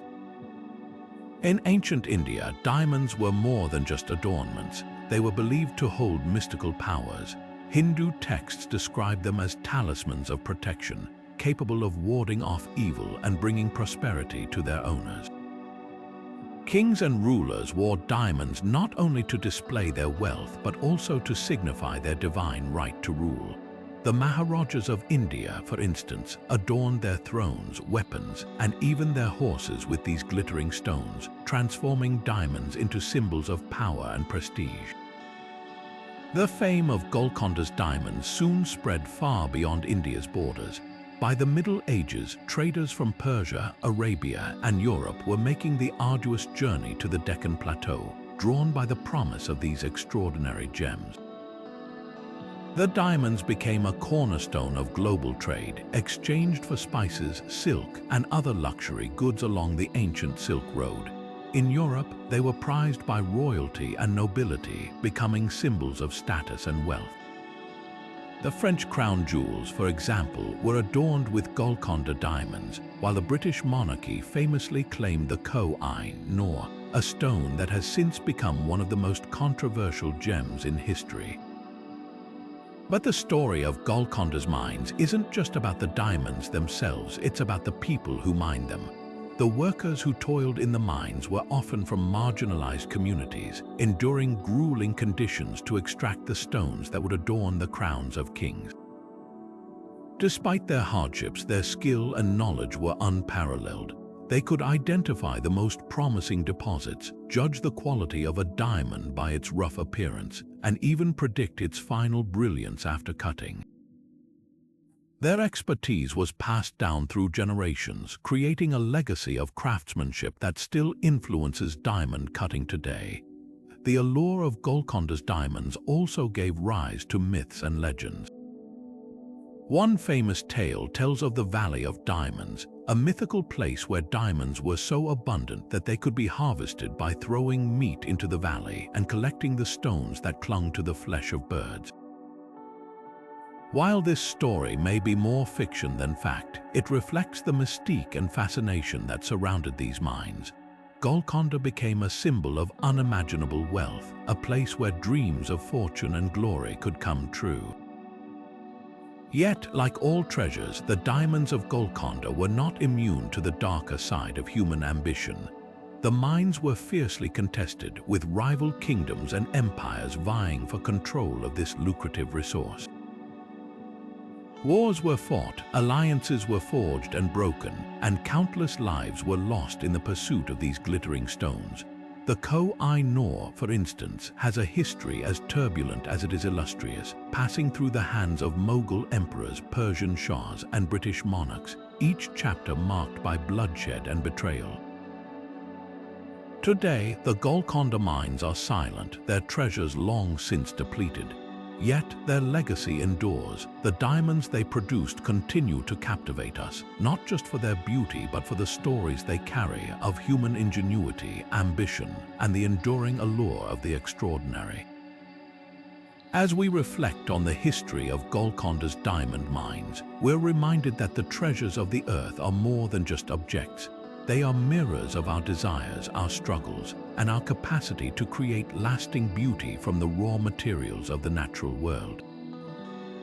Next, we'll explore another ancient marvel, where the Earth's raw materials were transformed into objects of both function and artistry. The story of turquoise mining in ancient Egypt offers a fascinating glimpse into how this vibrant stone became a symbol of protection, spirituality, and cultural identity. Nestled in the rugged hills of southwestern Spain, the Rio Tinto mines stand as a testament to humanity's enduring relationship with the Earth's resources. For over 5,000 years, these mines have been a source of lead and silver, their history intertwined with the rise and fall of empires, From the Phoenicians, who first tapped into their riches, to the Romans, who turned them into an industrial powerhouse, the Rio Tinto mines have witnessed the ingenuity and ambition of countless generations. But what made these mines so extraordinary, and how did ancient miners achieve such remarkable feats of engineering and extraction? The story of Rio Tinto begins with its unique geology. The region is rich in polymetallic ores, containing not just lead and silver but also copper, gold, and iron. This abundance of resources made it a magnet for civilizations seeking wealth and power. The Phoenicians, skilled traders and seafarers, were among the first to exploit these deposits. They recognized the value of the metals, using them to craft tools, jewelry, and coins that fueled their extensive trade networks. But it was the Romans who truly transformed Rio Tinto into a mining marvel. Under their rule, the mines became one of the largest and most advanced industrial complexes of the ancient world. The scale of Roman operations at Rio Tinto is nothing short of astonishing. They dug deep into the earth, carving vast networks of tunnels and shafts that extended hundreds of meters below the surface. To manage water, a constant challenge in underground mining, they constructed elaborate aqueducts and drainage systems, some of which are still visible today. These innovations allowed them to access deeper veins of ore, maximizing their output and efficiency. But perhaps their most impressive achievement was their use of hydraulic mining, a technique that harnessed the power of water to break apart rock and extract minerals. This method, combined with their advanced smelting techniques, enabled the Romans to produce lead and silver on an unprecedented scale. Yet, the legacy of Rio Tinto is not without its complexities. The environmental impact of thousands of years of mining is still visible in the region's landscape. The rivers that flow through the area are stained a deep red, a result of the high levels of iron and other metals dissolved in the water. This striking phenomenon has earned the rivers their name Rio Tinto, or Red River. While this vivid coloration is a testament to the region's mineral wealth, it also serves as a reminder of the long-term consequences of human activity. The ancient miners may not have understood the environmental impact of their work, but their legacy offers valuable lessons for modern societies grappling with similar challenges. The story of Rio Tinto is also a story of the people who worked there. Life in the mines was grueling and dangerous, with miners facing constant risks from cave-ins, toxic fumes, and backbreaking labor. Many of these workers were enslaved, their lives sacrificed in the pursuit of wealth and power. Yet, their contributions were indispensable, laying the foundation for the technological and economic achievements of the civilizations they served. Their resilience and ingenuity remind us that the treasures of the earth are often extracted at great human cost. As we reflect on the history of the Rio Tinto mines, we're reminded of the profound ways in which ancient societies harnessed the earth's resources to shape their world. Their achievements were remarkable, but so too were the challenges they faced, challenges that continue to resonate in our modern era. The story of Rio Tinto is not just about mining. It's about the enduring relationship between humanity and the natural world, a relationship that demands both respect and responsibility. And as we uncover the secrets of these ancient mines, we're left to wonder, how will future generations remember the choices we make today? Our journey through ancient mining marvels now takes us to another extraordinary site, where the earth's raw materials were transformed into objects of both function and artistry. The story of turquoise mining in ancient Egypt offers a fascinating glimpse into how this vibrant stone became a symbol of protection, spirituality, and cultural identity. Deep in the rugged landscapes of the Balkans, where the Carpathian Mountains meet the Danube River, lies a hidden chapter of humanity's earliest technological leaps, the copper mines of the Copper Age. Thousands of years before the rise of Rome or the pyramids of Egypt, this region was a bustling hub of innovation, where ancient miners unlocked the secrets of one of the most transformative metals in history. Among the most significant of these mining sites was Rudna Glava in modern-day Serbia, a place where the Earth's bounty fueled the rise of early European civilizations. But what made these mines so extraordinary, and how did the techniques developed here lay the groundwork for the age of metallurgy? The story of the Balkans copper mines begins with their geology. The region is rich in copper ores, particularly malachite and azurite, minerals that shimmer in shades of green and blue. These ores were not just visually striking, they were also relatively easy to smelt, making them ideal for early metallurgists. At Rudna Glava, miners would dig deep into the hillsides, creating narrow tunnels and shafts to reach the richest veins of ore. Using simple tools like stone hammers and antler picks, they carefully extracted the copper-bearing rock, often working in cramped, dark conditions. Yet, despite the challenges, their efforts yielded a material that would change the course of human history. One of the most remarkable aspects of these ancient mines is the ingenuity of their techniques.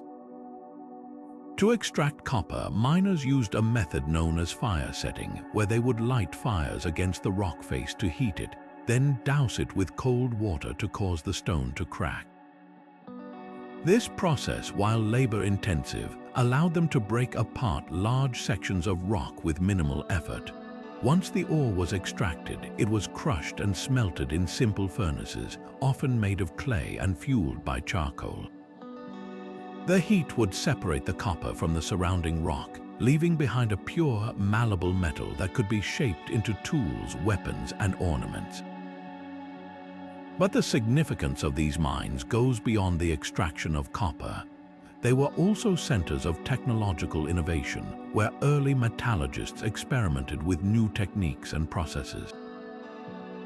For instance, evidence suggests that miners at Rudna Glava used slag, a byproduct of smelting, to create stronger, more durable tools.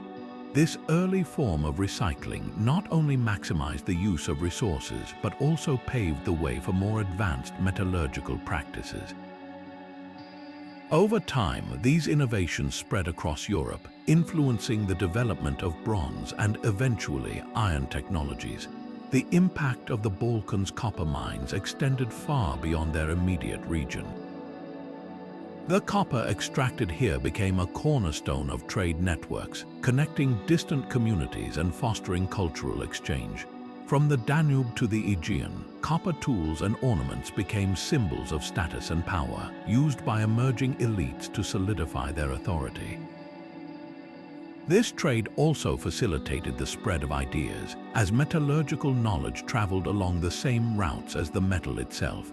In many ways, the Balkans copper mines were not just sources of material wealth, they were catalysts for the rise of complex societies. Yet, the story of these mines is also one of mystery. How did ancient miners identify the richest deposits of copper ore? What challenges did they face in their work, and how did they overcome them? Archaeologists have uncovered evidence of mining tools, smelting furnaces, and even the remains of miners themselves, offering tantalizing glimpses into their lives. But many questions remain, reminding us that the past is often as much about what we don't know as what we do. The legacy of the Balkans copper mines is a testament to the transformative power of human ingenuity. They remind us that even the simplest of materials can spark profound change, shaping the course of civilizations and leaving a lasting impact on the world. As we uncover the secrets of these ancient sites, we're reminded of the enduring connection between humanity and the Earth's treasures, a connection that continues to inspire and challenge us today. Now, let's turn our attention to another ancient marvel, where the Earth's raw materials were transformed into objects of both function and artistry. The story of salt mining in the Austrian Alps reveals how this humble mineral became a cornerstone of trade, culture, and survival. Tucked away in the Indian Ocean, Sri Lanka, often called the Island of Gems, has long been a treasure trove of some of the world's most exquisite gemstones. For over 2,000 years, this lush island has been renowned for its sapphires, rubies, and topaz, sparkling jewels that have captivated traders, rulers, and artisans across the globe.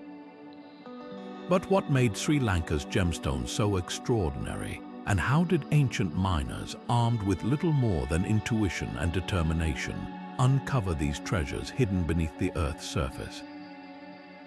The story of Sri Lanka's gemstone wealth begins with its unique geology. Over millions of years, the island's landscape evolved through volcanic activity and erosion, creating ideal conditions for the formation of precious stones. Rivers carried these gems from their original bedrock into alluvial deposits, where they could be found in gravel beds and riverbanks. Ancient miners, known as gem hunters, would wade into these waters using simple tools like wooden pans and woven baskets to sift through the sediment. Their methods were straightforward yet effective, relying on patience and a keen eye to identify the telltale glint of a sapphire or ruby hidden among the pebbles. But Sri Lanka's gemstones weren't just prized for their beauty, they were also renowned for their exceptional quality. The island's sapphires in particular are famous for their vivid colors and clarity, often referred to as Ceylon sapphires in the gem trade. Rubies from Sri Lanka, though rarer, are equally celebrated for their deep, rich hues. These stones weren't just decorative, they carried profound cultural and spiritual significance. In ancient Sri Lanka, gemstones were believed to hold protective and healing properties, often worn as talismans or used in religious rituals. They were also symbols of power and prestige, adorning the crowns and jewelry of kings and nobles. The influence of Sri Lanka's gemstones extended far beyond the island's shores. By the first millennium BC, these precious stones were being traded along maritime routes that connected Sri Lanka to India, the Middle East, and even the Roman Empire. The island became a vital link in the ancient gem trade, with merchants traveling great distances to acquire its prized sapphires and rubies. In Rome, Sri Lankan gemstones were highly sought after, often used to embellish the jewelry and artifacts of the elite. The exchange of these gems wasn't just about commerce, it was a conduit for cultural exchange, spreading the artistry and symbolism of Sri Lankan gemstones across the ancient world. One of the most fascinating aspects of Sri Lanka's gemstone trade is the ingenuity of its ancient miners. Without modern technology, they relied on a deep understanding of the land and its resources. Miners would often follow natural indicators, such as the presence of certain plants or the color of the soil, to locate gem-rich deposits. Once a promising site was found, they would dig shallow pits or tunnels, carefully extracting the stones by hand. This intimate connection to the earth allowed them to uncover gems of unparalleled beauty, each one a testament to their skill and perseverance. Yet, the story of Sri Lanka's gemstone mines is not without its complexities. The labor required to extract these stones was often grueling, with miners working long hours in challenging conditions. Many of these workers were from rural communities, their livelihoods tied to the unpredictable fortunes of the gem trade.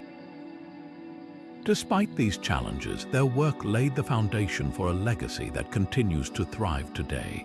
Even now, Sri Lanka remains one of the world's leading sources of high-quality gemstones, a testament to the enduring allure of its natural treasures.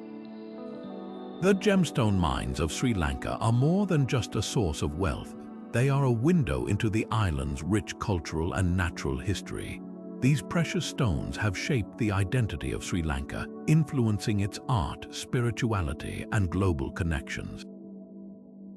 As we uncover the secrets of these ancient mines, we're reminded of the profound relationship between humanity and the Earth's treasures.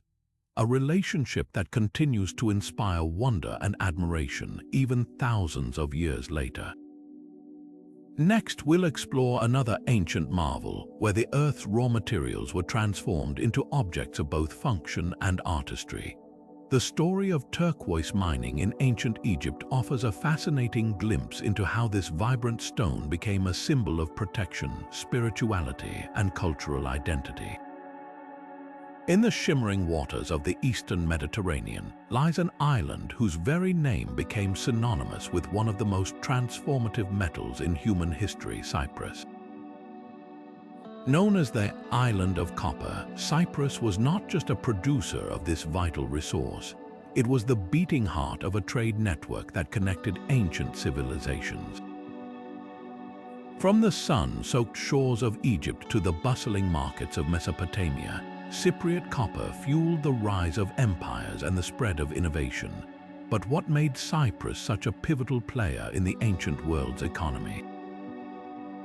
And how did its miners conquer the rugged terrain and logistical challenges to extract this precious metal? The story begins with Cyprus's unique geology. The island is rich in copper ore, particularly in the Troodos Mountains, where vast deposits of the metal lay hidden beneath the surface. Ancient miners didn't have the luxury of modern technology, yet they developed ingenious methods to access these resources. Using stone hammers and fire-setting techniques, they would heat the rock face with fire, then douse it with water to cause it to crack. This allowed them to break apart large sections of rock and extract the copper-bearing ore. Once the ore was brought to the surface, it was crushed and smelted in clay furnaces, transforming it into pure, malleable copper. But the challenges didn't end there. Cyprus's remote location meant that transporting the copper to distant markets was no small feat. The island's miners and traders had to navigate treacherous seas and establish trade routes that spanned the Mediterranean.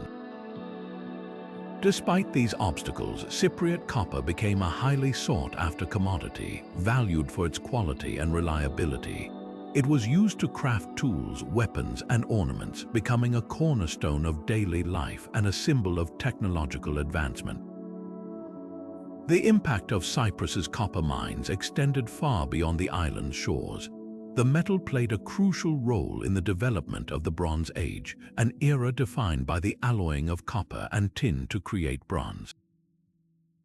This stronger, more durable material revolutionized societies, enabling the creation of more effective tools and weapons. Cyprus's copper wasn't just a resource, it was a catalyst for progress, shaping the course of human history. Yet the story of Cyprus's mines isn't just about copper, it's about the people who made it all possible. The miners who toiled in the rugged mountains faced grueling conditions, from the sweltering heat to the constant threat of cave-ins.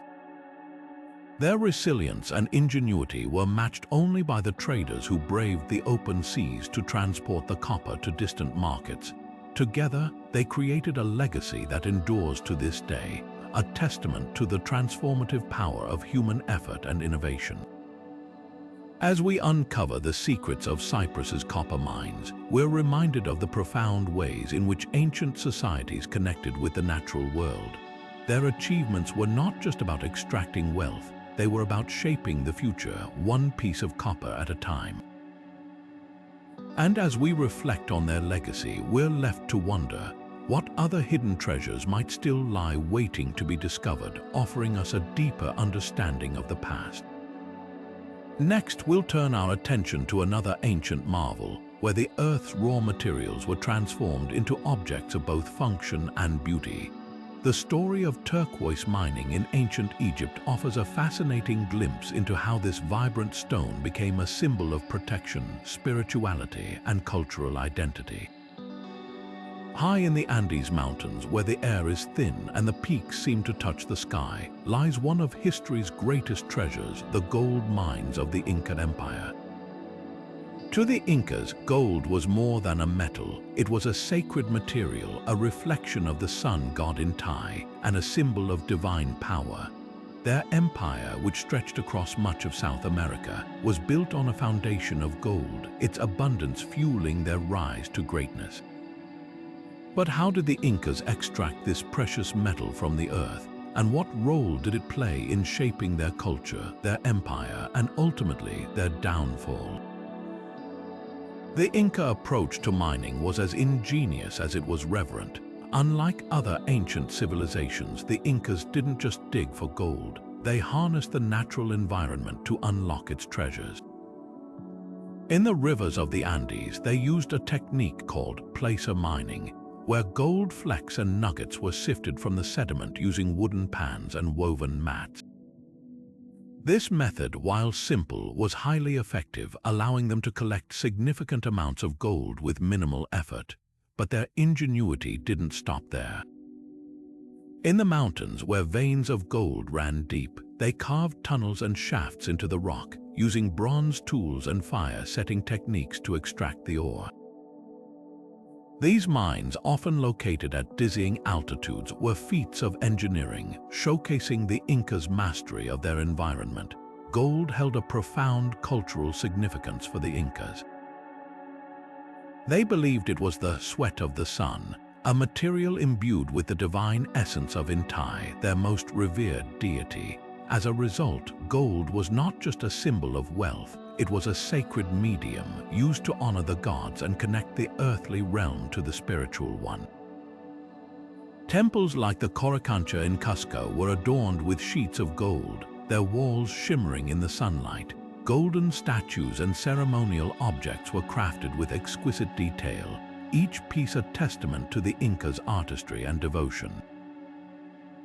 Even their rulers, the Sapa Incas, were closely associated with gold, their regalia and burial ornaments reflecting their divine status. But the abundance of gold also made the Inca Empire a target. When Spanish conquistadors arrived in the early 16th century, they were captivated by tales of the empire's wealth. The Inca ruler Atahualpa, hoping to secure his freedom, offered the Spanish a room filled with gold as ransom.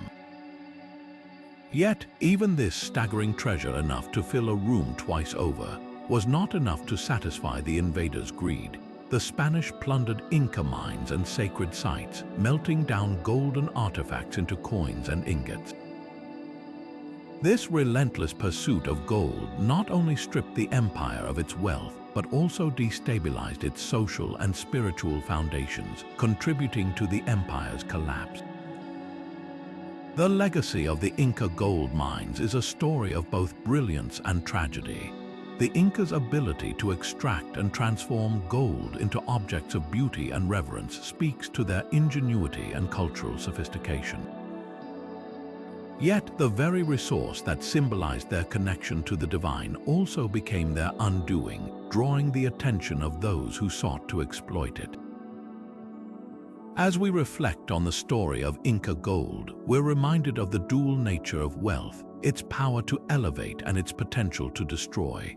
And in the shadow of the Andes, where the mines once thrived, we find a poignant reminder of the fragility of even the greatest civilizations. Beneath the rolling hills of southern Poland lies a world unlike any other, a labyrinth of tunnels, chambers, and galleries carved entirely from salt. The Wieliczka salt mine, a marvel of engineering and artistry, has been a source of wealth, inspiration, and wonder for over 7 centuries. But this isn't just a story about mining. It's a tale of human creativity and resilience, where the humble mineral of salt became both a lifeline and a canvas for breathtaking works of art. How did this underground kingdom come to be, and what secrets does it hold about the role of salt in shaping medieval Europe? Let's descend into the depths of Wieliczka to uncover its mysteries. Salt, often called white gold, was a cornerstone of medieval life. Before the advent of refrigeration, it was the primary means of preserving food, making it indispensable for survival. In regions far from the sea, like Poland, access to salt was a matter of economic and political power. The Wieliczka salt mine, with its vast reserves of rock salt, became one of Europe's most important sources of this precious resource. For centuries, the salt extracted here traveled along trade routes, enriching the Polish kingdom and connecting it to the broader European economy. But what made Wieliczka truly extraordinary wasn't just the salt, it was what the miners created with it. Deep within the mine, hidden from the world above, lies a stunning array of chapels, statues, and reliefs, all carved directly into the salt rock. The crown jewel of this underground wonderland is the Chapel of St. Kinga, a breathtaking space entirely sculpted from salt. From its chandeliers to its altarpieces, every detail is a testament to the skill and devotion of the miners who created it. The walls are adorned with intricate carvings depicting biblical scenes, while the floor is polished to a mirror-like finish. It's a place of worship, yes, but also a monument to human ingenuity, a reminder that even in the darkest depths, beauty can flourish. The creation of these masterpieces was no small feat. Miners, often working in their spare time, used simple tools like picks, chisels, and hammers to carve the salt. The process was painstaking, requiring not just physical strength but also artistic vision. Over generations, they transformed the mine into a subterranean cathedral, a place where the sacred and the practical merged in extraordinary ways. The chapels served as spaces for reflection and prayer, offering solace to those who spent their days toiling in the dark. But they were also expressions of pride, a way for the miners to leave their mark on the world, or rather, beneath it. The significance of Wieliczka's salt mines extended far beyond their artistic and economic value. In medieval Europe, salt was more than a commodity. It was a symbol of stability and prosperity. The wealth generated by the mines helped fund the Polish state, enabling it to build fortifications, support the arts, and maintain its independence. Salt was also used as currency, traded for goods and services, and even offered as a form of payment to workers.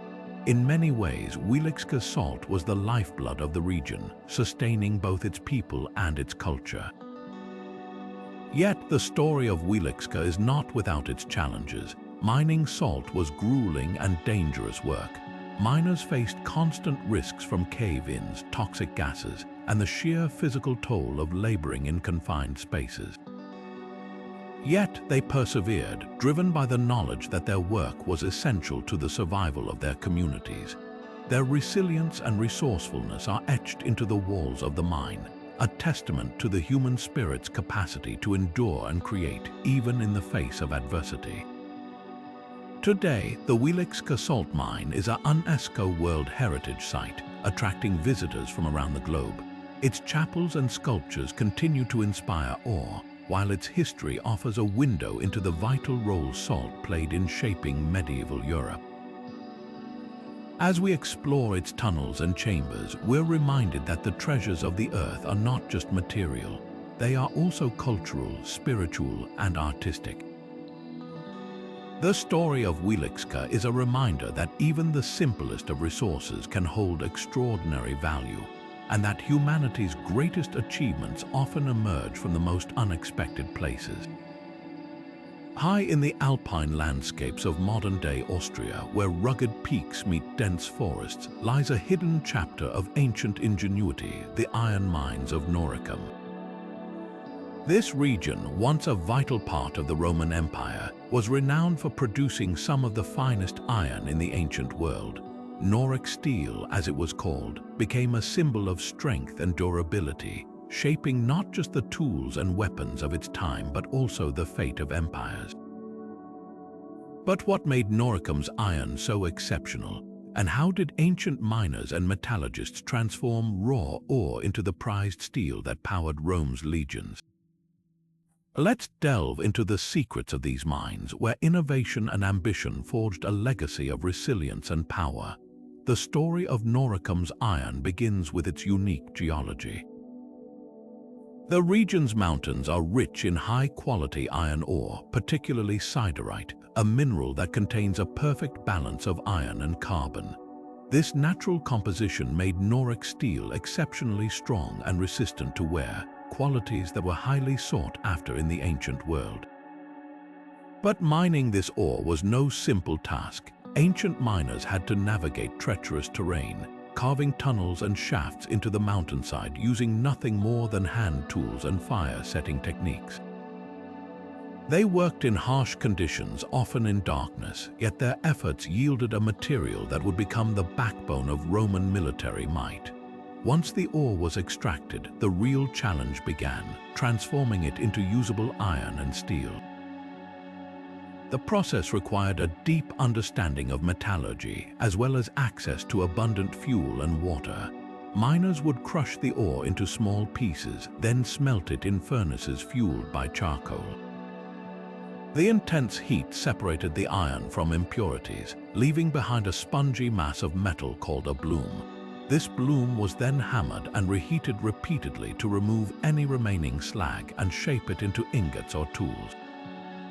The result was a material of unmatched quality Noric steel, renowned for its hardness and ability to hold a sharp edge. The impact of Noric steel on the Roman Empire cannot be overstated. It was the material of choice for crafting weapons like swords, spears, and armor, giving Roman soldiers a critical advantage on the battlefield. The durability of these weapons meant they could endure the rigors of combat without breaking or dulling, a factor that often decided the outcome of battles. But Noric steel wasn't just for warfare, it was also used to create agricultural tools, construction equipment, and even everyday items like nails and hinges. In many ways, the iron of Noricum was the unsung hero of Roman infrastructure, quietly supporting the empire's expansion and stability.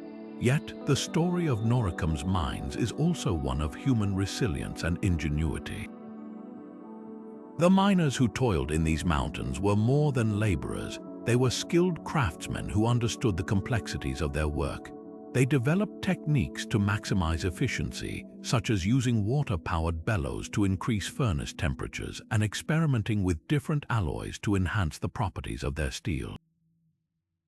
Their innovations didn't just benefit the Roman Empire, they laid the groundwork for metallurgical advancements that would shape the future of Europe. The legacy of Noricum's iron mines extends far beyond their historical significance. They remind us that even the most unassuming materials can have a profound impact on the course of history. The iron extracted here didn't just build weapons and tools, it forged the strength of an empire and the resilience of the people who worked to produce it. As we uncover the secrets of these ancient mines, we're reminded of the enduring connection between humanity and the Earth's resources, a connection that continues to shape our world today. Next, we'll turn our attention to another ancient marvel, where the Earth's raw materials were transformed into objects of both function and beauty. The story of turquoise mining in ancient Egypt offers a fascinating glimpse into how this vibrant stone became a symbol of protection, spirituality, and cultural identity. While the Baltic region may be the most well-known source of amber, the Caribbean holds its own shimmering secret. In the lush landscapes of the Dominican Republic, ancient miners uncovered a treasure trove of amber, a fossilized resin prized for its beauty and rarity. Unlike the golden hues of Baltic amber, Dominican amber often boasts a striking transparency, with some pieces containing perfectly preserved flora and fauna from millions of years ago. These ancient time capsules offer a rare glimpse into prehistoric ecosystems, making Dominican amber a unique and invaluable resource. But how did ancient miners extract this precious material, and what role did it play in the cultural and economic life of the Americas? The process of mining amber in the Dominican Republic was as challenging as it was rewarding. Unlike the alluvial deposits found in the Baltic, Dominican amber is embedded in sedimentary rock formations, requiring miners to carefully extract it from the earth. Using simple tools like stone hammers and wooden wedges, they would chip away at the rock, searching for the telltale glint of amber. The work was labor-intensive and required a keen eye, as the resin was often hidden within layers of hardened sediment.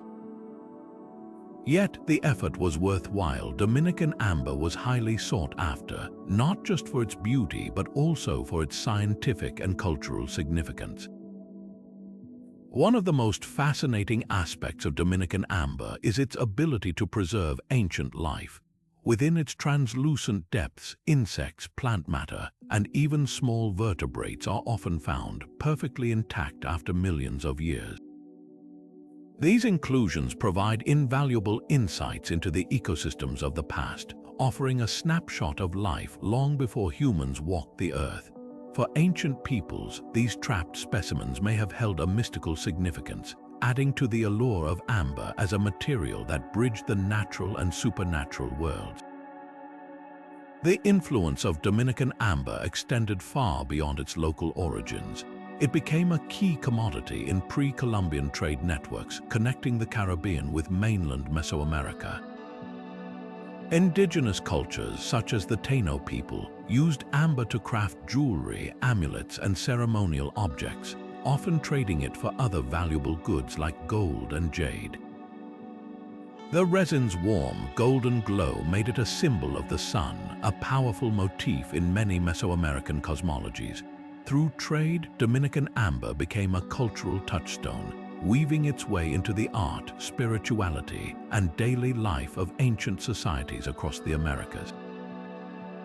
Today, the legacy of Dominican amber continues to captivate scientists and collectors alike. Its unique properties have made it a subject of intense study, shedding light on everything from ancient climates to the evolution of species.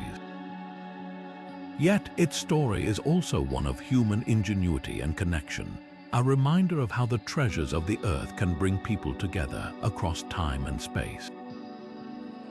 As we uncover the secrets of the Dominican Republic's amber mines, we're reminded that even the smallest fragments of the past can hold extraordinary stories waiting to be discovered. High in the Andes Mountains of Bolivia, where the air is thin and the landscape stark, lies the once mighty Cerro Rico, or Rich Mountain. Beneath its imposing peak, the silver mines of Potosi held fortunes beyond imagination, fueling the rise and fall of empires. During the height of the Spanish colonial period, Potosi became synonymous with wealth, its silver flowing across oceans to finance wars, build cathedrals, and reshape the global economy. Yet, this mountain of riches came at a staggering human cost. Thousands of miners enslaved, indentured, and coerced toiled in its depths, their lives sacrificed in the relentless pursuit of silver. How did miners extract this precious metal from such a perilous environment?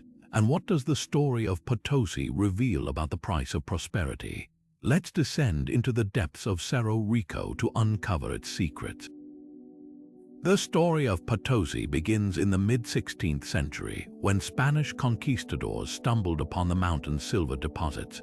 What they found was nothing short of astonishing, veins of silver so rich that they seemed almost inexhaustible.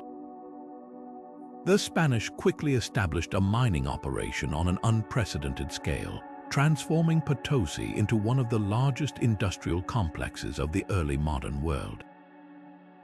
At its peak, the city of Potosi rivaled London and Paris in size, its streets lined with grand churches, bustling markets, and opulent mansions. But beneath this veneer of prosperity lay a darker reality, a system built on exploitation and suffering. Extracting silver from Cerro Rico was a monumental challenge requiring ingenuity, determination, and, tragically, human lives. The mountain's interior was a labyrinth of tunnels and shafts, some reaching depths of over 600 meters. Miners, many of them indigenous people forced into labor through the brutal meter system, worked in grueling conditions. Armed with little more than hammers, chisels, and candlelight, they carved away at the rock face, hauling heavy loads of ore to the surface. The air in the tunnels was thick with dust and toxic fumes, and the constant threat of collapses and flooding loomed over every shift. For many, the mines became a death sentence, their bodies buried beneath the mountain they once called rich. The Spanish introduced advanced techniques to maximize silver production, but these innovations came at a steep cost. One such method was the patio process, a refining technique that used mercury to separate silver from ore. While effective, mercury is highly toxic, poisoning both the environment and the workers who handled it. many miners suffered from mercury poisoning, their health deteriorating as they inhaled the deadly fumes. The environmental impact was equally devastating, with mercury runoff contaminating rivers and soil, leaving a legacy of ecological damage that persists to this day. The wealth extracted from Potosi transformed the world, but it also reshaped the lives of those who lived beneath its shadow. The silver minted in Potosi became the backbone of the Spanish Empire's economy, funding its wars and colonial ambitions. It flowed along trade routes to Europe, Asia, and beyond, becoming a global currency that connected distant economies. Yet this wealth was built on the backs of countless workers, their labor and lives sacrificed to feed an insatiable demand for silver. The story of Potosi is a stark reminder that the treasures of the earth often come at a profound human cost. Today, Cerro Rico still looms over Potosi, its once rich veins now largely depleted. The mountain, hollowed out by centuries of mining, is in danger of collapse, a poignant metaphor for the unsustainable exploitation that defined its history. Yet the legacy of Potosi endures, not just in the silver that once flowed from its depths, but in the stories of resilience and resistance that emerged from its shadow. The miners of Potosi, though often forgotten, played a pivotal role in shaping the modern world. Their sacrifices are a testament to the enduring impact of human labor and ambition. As we reflect on the story of Potosi, we're reminded that wealth and power are often intertwined with exploitation and suffering. The silver mines of Cerro Rico are more than just a chapter in history. They are a cautionary tale, urging us to consider the true cost of the resources we value. And in the quiet echoes of its tunnels, we find a powerful reminder of the human spirit's capacity to endure, even in the face of unimaginable hardship. Next, we'll explore another ancient marvel, where the Earth's raw materials were transformed into objects of both function and beauty. The story of turquoise mining in ancient Egypt offers a fascinating glimpse into how this vibrant stone became a symbol of protection, spirituality, and cultural identity. Nestled in the arid landscapes of South Africa lies a place where the Earth's hidden treasures sparked a frenzy that would reshape a continent, the Kimberley diamond mines. Known as the Big Hole, this massive excavation site is a testament to humanity's unyielding quest for wealth and beauty. But long before the rush of the 19th century, ancient miners had already discovered the glittering potential of this land, using traditional methods to extract diamonds from riverbeds and alluvial deposits. Their story is one of ingenuity, perseverance, and the profound impact that a single resource can have on the course of history. The allure of diamonds is as old as civilization itself. For ancient societies, these precious stones were more than just objects of adornment. They were symbols of power, protection, and prestige. The earliest miners in the Kimberley region likely stumbled upon diamonds while sifting through river gravel, their sharp eyes catching the glint of something extraordinary. Using simple tools like wooden pans and woven baskets, they would separate the diamonds from the surrounding sediment, a method that required patience and precision. These early discoveries laid the foundation for what would later become one of the most significant diamond mining operations in the world. As time went on, the techniques used to extract diamonds evolved. By the time European settlers arrived in the 19th century, the Kimberley mines had become a focal point of global attention. The discovery of diamonds here sparked a rush of prospectors, each hoping to strike it rich. The landscape was transformed almost overnight, with makeshift camps giving way to bustling towns and eventually a massive open-pit mine. The Big Hole, as it came to be known, is a staggering sight. Over a kilometer wide and more than 200 meters deep, it stands as a monument to the sheer scale of human ambition. But the story of Kimberley's diamonds is not just one of wealth and progress. It's also a story of exploitation and inequality. The mining boom brought immense riches to a select few, but for many others, it meant backbreaking labor and harsh living conditions. Thousands of workers, many of them local Africans, toiled in the mines under grueling circumstances, their labor fueling the global diamond trade. The wealth generated by Kimberley's diamonds helped finance the expansion of colonial powers, while the social and economic inequalities it created left a lasting impact on the region. The legacy of the Kimberley mines extends far beyond their economic impact. They played a pivotal role in shaping the history of Southern Africa, influencing everything from politics to culture. The discovery of diamonds here drew international attention to the region, accelerating the scramble for African resources and laying the groundwork for the colonial systems that would dominate the continent. At the same time, the wealth generated by the mines helped fund infrastructure projects, educational institutions, and other developments that transformed South Africa into a modern nation. Yet the story of Kimberley's diamonds is also one of resilience and adaptation. The miners who worked here, both ancient and modern, developed innovative techniques to extract and process the stones, pushing the boundaries of what was possible. Their efforts not only unlocked the Earth's treasures but also contributed to the advancement of mining technology, leaving a legacy that continues to influence the industry today. As we reflect on the history of the Kimberley diamond mines, we're reminded of the complex interplay between human ambition and the natural world. These mines are more than just sources of wealth. They are windows into the past, offering insights into the lives, struggles, and achievements of those who shaped their story. And as we gaze into the depths of the Big Hole, we're left to wonder what other hidden treasures might still lie beneath the Earth's surface, waiting to be discovered. Now, let's turn our attention to another ancient marvel, where the Earth's raw materials were transformed into objects of both function and artistry.